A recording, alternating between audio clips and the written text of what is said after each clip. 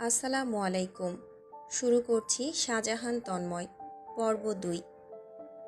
ক্যাম্পাসে বৃক্ষরোপণ কর্মসূচি চলছে।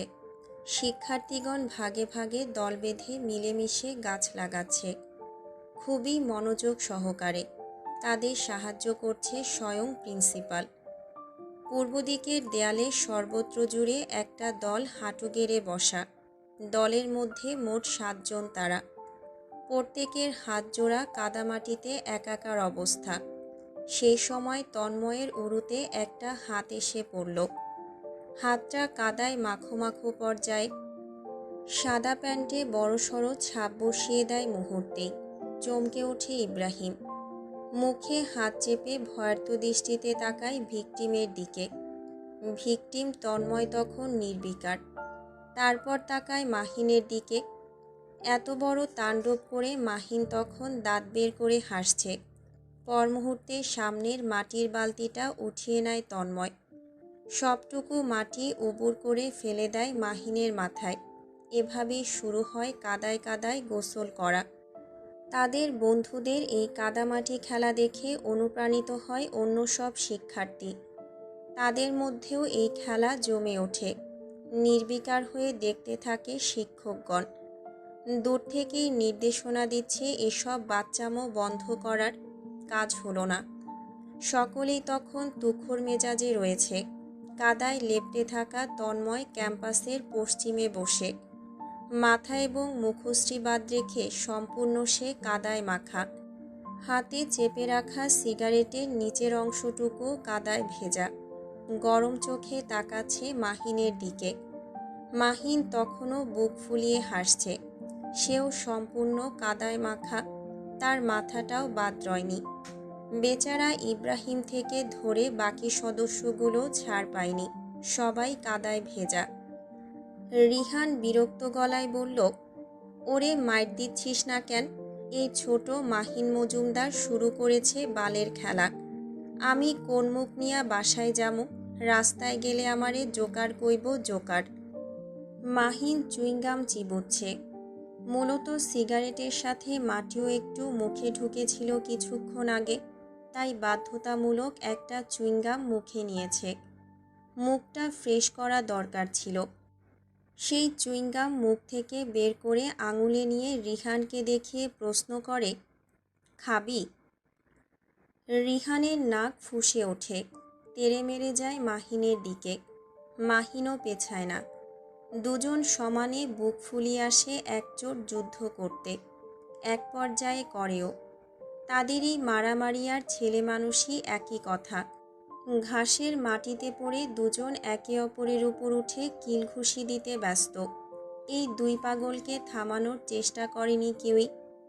তন্ময় সিগারেট ফেলে দেয় দারোয়ানকে আসতে দেখে। ব্যাগ কাঁধে তুলে যেতে নিয়ে বলল, আমি গেলাম।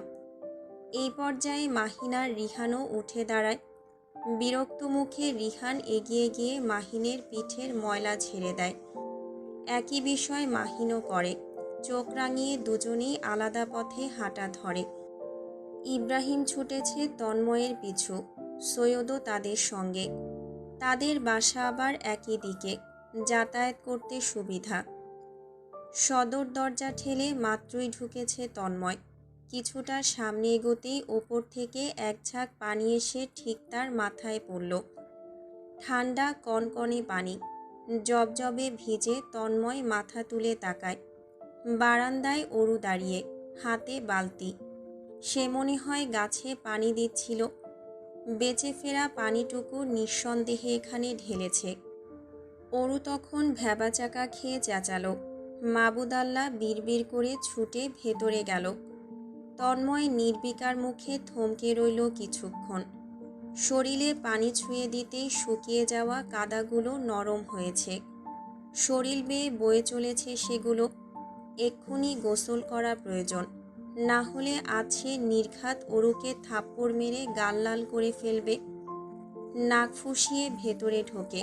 চেঁচিয়ে ডাকে জবেদা বেগমকে। ছুটে আসেন জবেদা বেগম। ছেলের এই অবস্থা দেখে বাকরুদ্ধ তিনি। কি হইল? এই অবস্থা কেন?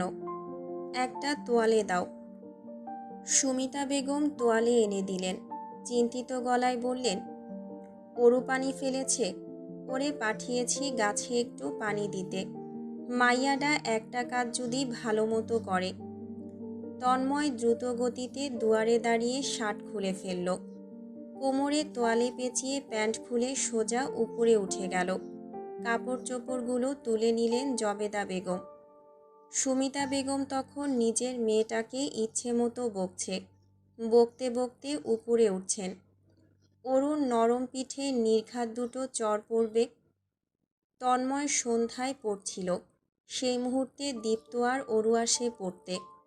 ছোট দীপ্ত হইচই করে এলেও অরু ছিল নীরব, যেটা সচরাচর সে থাকে না। তন্ময় অগোচরে কয়েকবার দেখে নিল মুখ গোমরা করে থাকা অরুকে। ফুলো ফুলো গোলগাল মুখটা অসহায় হয়ে আছে। নিশ্চয়ই বকুনি খেয়েছে।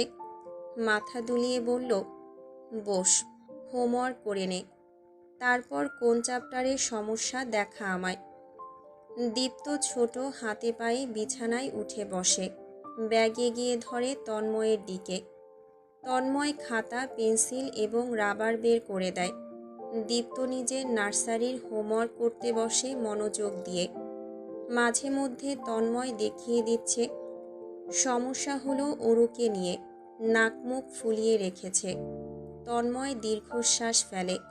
সব কিছুতেই সে নির্বিকার থাকতে পারে, সব কিছুই অ্যাভয়েড করতে পারে, হ্যান্ডেল করতে পারে। শুধু তার সামনে বসা এই আবেগী মেয়েটার সামনেই সে অসহায়, বড্ড অসহায়।